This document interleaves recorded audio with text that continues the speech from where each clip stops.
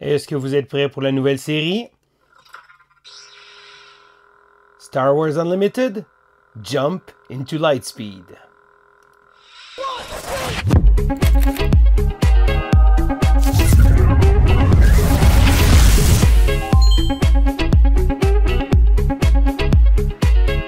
Bonjour, bien à l'école du jeu. Mon nom est Sylvain et je vous parle aujourd'hui de Star Wars. Ben oui, ça me fait juste une belle occasion de pouvoir faire mon show-off avec mon lightsaber. Alors, je suis un grand fan de Star Wars. D'ailleurs, j'ai en ma possession un magnifique sable laser de la compagnie N-Sabers. Donc, j'ai fait un petit upgrade sur mes sables laser précédents. Mais là, je veux pas vous parler de long en large de ce produit-là qui est pas vraiment relié avec ce que je veux vous parler aujourd'hui. J'en profite pour vous parler de Star Wars Unlimited. Alors, Star Wars Unlimited, si vous ne le savez pas, est un jeu de cartes à collectionner. Un peu de type Magic ou même comme l'Orcana, où on a des decks qu'on va pouvoir se préparer. On peut acheter des cartes, donc acheter des boosters pour pouvoir changer nos decks. Il y a également un méta qui va se faire, des tournois, des choses comme ça. Pour ma part, je ne suis pas participant au tournoi, mais j'apprécie énormément le jeu. Je trouve que le jeu a des bonnes idées, des bons concepts. D'ailleurs, aujourd'hui, je ne parlerai pas des règles. Si jamais vous voulez voir les règles, je vous invite à visionner mes vidéos précédentes qui vous montraient un aperçu des règles, qui vous montraient aussi la base. Non, aujourd'hui, j'en profite pour vous parler de cette belle grosse boîte qui m'a gentiment été offerte par Asmodee Canada. Alors, Asmodee Canada, en collaboration avec Fantasy Flight Games, sont les éditeurs du jeu Star Wars Unlimited. Le jeu, fidèle au modèle d'affaires, va sortir des extensions de temps à autre. On est rendu avec la nouvelle extension Jump into Lightspeed. Et j'en profite aujourd'hui pour vous parler des nouveaux éléments que le jeu apporte, autant au niveau des cartes qu'au niveau des articles promotionnels qui sont offerts. Alors voici donc le contenu de cette belle grosse boîte qui sert à vous présenter en premier lieu les nouveaux éléments du jeu externe, donc les accessoires. Alors je commence ici avec un beau cartable. Bon, c'est certain, vous avez peut-être déjà votre cartable, mais ils ont décidé de faire des cartables avec des visuels de Star Wars, donc ça sert bien entendu à placer vos cartes comme ça ici, mais je dois dire que le look est vraiment solide comme ça ici. Donc, dans les autres accessoires qui sont maintenant disponibles, alors je vais commencer par vous montrer certains accessoires. On a les soft crates qui sont de retour. Alors, les crates sont vraiment géniaux parce qu'ils possèdent à l'intérieur une petite boîte pour pouvoir mettre des tokens. Donc, c'est vraiment pratique parce que vous avez une boîte comme ça ici. Vous pouvez l'ouvrir, vous avez un deck et vous allez pouvoir placer vos jetons, vos tokens dans une petite boîte annexée comme ça ici. Alors, parlant des tokens, ce sont le retour des tokens en acrylique, comme ça ici. Vraiment des tokens de qualité. Le jeu vient de base avec des petits tokens en carton. Je dois dire que ça rehausse vraiment le jeu. Avoir justement des sets de tokens comme ça, c'est vraiment génial. Et surtout que c'est une nouvelle version, que là, il y a des 1 et on peut les retourner pour faire des 3 parce que juste avec un paquet, il en manquait un petit peu d'habitude. C'est certain qu'avec 2 paquets, on était correct. Donc, les tokens en acrylique sont vraiment super, sont vraiment géniales. Ensuite de ça, on a des nouveaux Premium Art Sleeve. Donc, on a 4 nouveaux types de sleeves différents comme ça ici. Alors, on a ceux de Boba et ceux de Han Solo pour les nouveaux decks. Et on a également la couleur rose ainsi que un First Legion Stormtrooper, ici comme ça, First Order, pardon, Stormtrooper. Donc, du beau art sleeve. Et à l'intérieur, il y a toujours 2 sleeves qui sont clairs, qui servent pour les leaders ainsi que pour les bases. On a aussi droit à de nouveaux playmats. Et je dois dire que, encore une fois, c'est pas quelque chose qui est nécessaire, mais ils sont vraiment magnifiques. Ils nous amènent toujours des beaux designs, des beaux visuels. Et là, ici comme ça, juste ça, ici. Ce sont de très beaux tapis de jeu. Pour ma part, je préfère le tapis à 2 joueurs lorsque je joue, mais je me sers de ces tapis-là pour beaucoup d'autres choses des fois. Donc, c'est vraiment de magnifiques tapis. Je trouve ça le fun parce que chaque nouvelle série nous offre des nouveaux éléments comme ça, des nouveaux tapis de jeu, et ça va vraiment donner un look et vous y allez selon les visuels qui vont vous plaire. Donc, on a également, en plus de ça, on a les decks de départ. Et ça, les decks de départ, c'est quelque chose qui est intéressant. Ils ont changé un petit peu. C'est des Spotlight decks. Alors ici, on a Han Solo et Boba Fett. Et chacune des boîtes vient maintenant avec un booster à l'intérieur. Donc, lorsque vous ouvrez le deck de départ, à certains moments donnés, on fait des 2-player packs. Mais là, c'est vraiment chacun des decks est individuel comme ça. Donc, on peut partir et ça nous donne aussi un petit booster. Bon, si vous avez eu la chance de pouvoir voir le jeu pendant le départ, vous allez avoir accès aussi au pre-release, comme ça ici, qui contient des paquets pour pouvoir faire justement avant que la sortie du jeu arrive habituellement. Alors, dans le pre-release, on a 6 boosters. leader. On a également des cartes promotionnelles, des petits counters en carton et une initiative comme ça. Mais tout ça, c'est beau. Mais on a droit aussi à des nouvelles cartes. Et c'est là que Jump into Lightspeed vient vraiment chercher quelque chose d'intéressant. Parce qu'on ne se le cachera pas, c'est beau avoir un paquet d'éléments esthétiques, mais le jeu repose vraiment sur les cartes et sur les nouveautés que les nouvelles séries vont apporter. Parce que c'est ce qui va faire en sorte qu'un jeu va se démarquer ou va réussir à rester à travers le temps. Le jeu, avec la série Jump into Lightspeed, amène deux nouveaux concepts très intéressants. Le premier concept est le concept des pilotes. Alors les pilotes, c'est vraiment un concept très très intéressant parce que maintenant, vous allez pouvoir avoir des cartes qui vont avoir un coût alternatif. Alors par exemple, ici, Num va coûter 1, va pouvoir être joué comme une unité qui est 1-2.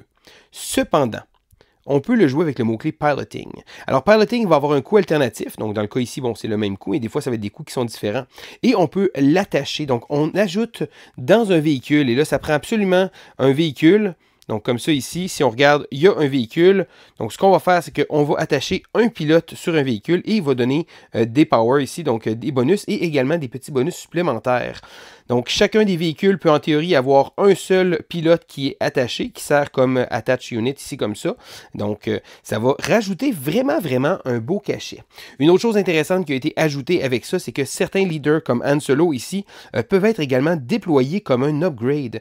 Parce que lorsqu'on a le leader ici, bon, on a le leader qui Han Solo, qui a une habilité, etc. Et lorsqu'on va être en Epic Action, on peut le déployer ou on peut le déployer comme un leader. Et là, ici, comme on voit, on ajoute une valeur. Donc, on va le déployer comme upgrade, on va le placer ici en dessous d'une unité et il va donner plus 3, plus 4 et donner un bonus. Mais on peut également le sortir comme unité, il n'y a aucun problème. Mais fidèle à l'habitude, on peut seulement utiliser une fois le Epic Action.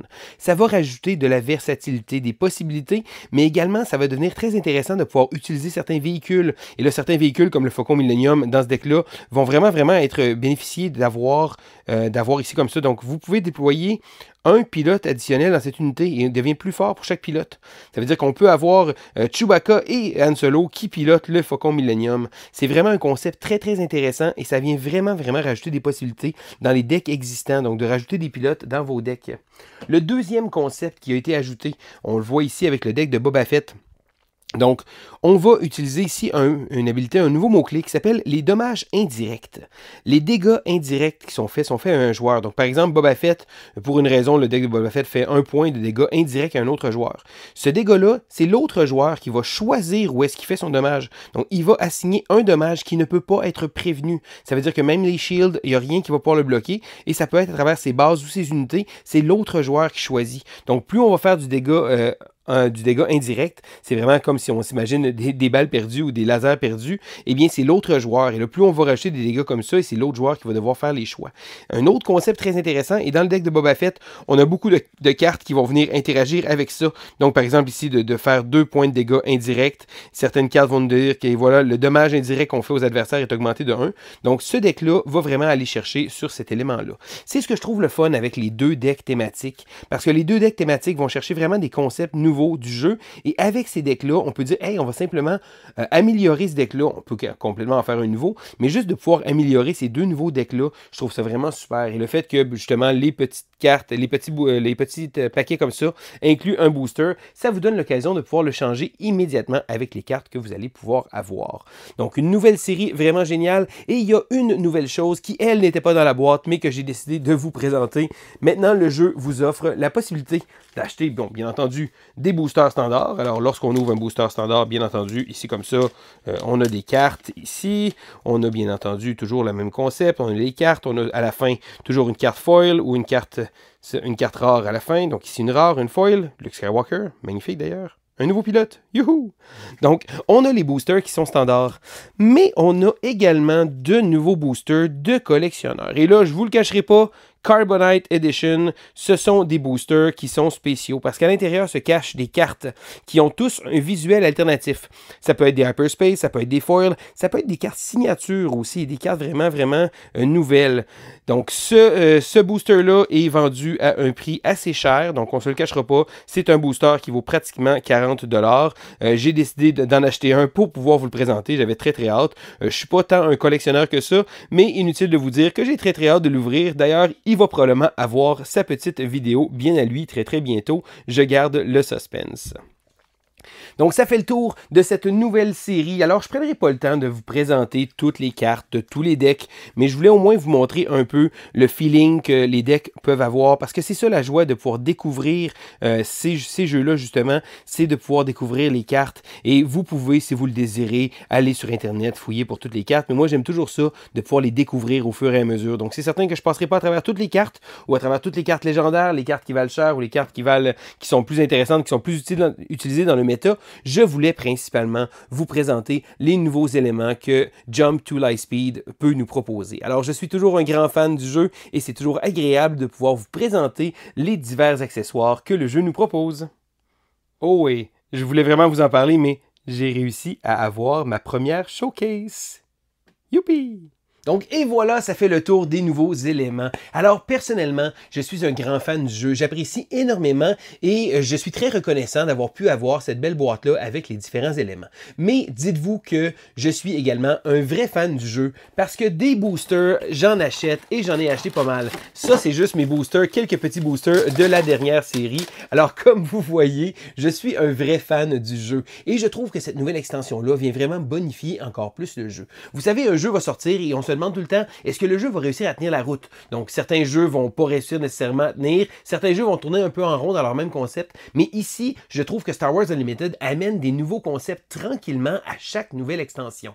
Alors, la première extension, on a eu droit avec des bounties et des captures, un look un peu hors la loi, le fait qu'on pouvait capturer des unités. Ensuite de ça, dans Twilight of the Republic, on a eu droit à des tokens, donc on avait des droïdes et des clones qui arrivaient, donc ça amenait différentes choses. Et là, j'aime ça que chaque nouvelle extension amène des nouveaux éléments qu'on peut facilement incorporer aux autres. Ça ne va pas complètement rendre au néant tout ce qu'il y avait avant, non, ça permet juste d'avoir plus de possibilités. Et c'est ça la joie de ce type de jeu-là, de voir un paquet de possibilités pour pouvoir construire des nouveaux decks et faire de nouvelles choses. Donc, pour ma part, je ne suis pas un fan de tout ce qui est tournoi, des choses comme ça. Non, je joue pour le plaisir et habituellement, quand je vais jouer, je vais proposer de mes decks. Je me suis fait plusieurs decks, des decks thématiques qui ne sont pas nécessairement les meilleurs decks avec les meilleures cartes ou les cartes légendaires qui sont jouées dans le méta. Non, c'est des decks qui sont le fun à jouer et c'est le fun de pouvoir partager ça avec un ami. Donc, même si un autre joueur n'est pas aussi fervent que moi, ben, je peux me permettre de pouvoir le jouer avec lui et des fois, je tombe sur des gens qui jouent au jeu. C'est le fun de pouvoir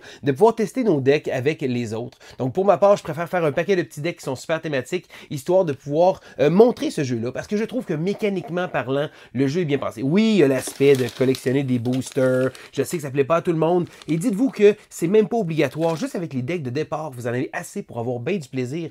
Ne serait-ce que d'acheter les différents decks de départ qui avaient des différentes séries, déjà juste avec ça, vous pouvez explorer un peu le jeu et découvrir ce type de choses-là peut vous plaire. Donc, je vous invite, si le concept des cartes à collectionner vous intimide un peu, allez vers les decks de départ, essayez ça, ça vaut la peine. C'est un jeu que moi, je trouve qui a énormément à montrer. Le jeu offre des bons concepts et les concepts clés que j'appréciais avant restent encore là. Donc, le tempo du jeu est vraiment super. Le fait qu'on fait une action et on relaie l'action à l'autre joueur, on se relaie les actions comme ça, un après l'autre. Donc, on n'a pas de « je fais mon tour au complet, j'ai toutes mes cartes, je vais finir ça ». Non, c'est vraiment, on a un tempo qui est intéressant. Ça veut dire que, bon, là, si jamais j'attaque avec mon unité, je vais me dépêcher d'attaquer parce que peut-être bien qu'il va me faire du dommage, puis là, je ne pourrai plus le faire après. Donc, on a une espèce d'ordre là-dedans qui est vraiment, vraiment génial. Et le jeton d'initiative, le fait de pouvoir agir en premier, va être très, très important dans un tour. Un autre concept que j'apprécie beaucoup, c'est le fait d'avoir deux théâtres de combat. On a des unités au sol, des unités spatiales. C'est le fun parce qu'il y a certaines unités spatiales, certains vaisseaux on peut les jouer et on peut les déplacer dans l'autre théâtre. Donc, on s'imagine le vaisseau qui descend un peu sur le bord pour pouvoir aller attaquer. Le jeu a des bonnes idées et on se le cachera pas, c'est Star Wars. Donc, si vous êtes fan de Star Wars, ça vient faire un gros, gros plus. Pour ma part, je suis vraiment, vraiment un gros fan, autant des films que des séries animées, autant que des bandes dessinées, autant que tout le lore qu'il y a eu. C'est un univers qui est tellement riche et que j'apprécie particulièrement. Donc, ça fait le tour un peu de cette présentation de Jump into Lightspeed. Je vous réserve également une petite vidéo très, très bientôt parce que j'ai en ma possession un petit booster Carbonite que je vais ouvrir probablement dans une petite vidéo bien à lui. Au prix que j'ai payé le booster, ça va valoir la peine.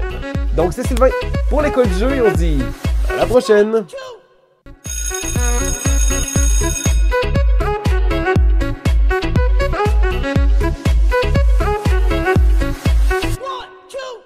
Ben oui, parler d'un jeu de Star Wars, c'est juste une autre occasion de pouvoir flasher mon beau lightsaber. Et je tiens à dire que c'est un lightsaber qui est vraiment génial, qui vient de la compagnie N-Sabers. Ceci dit, je vais vous en parler dans une autre vidéo à un moment donné.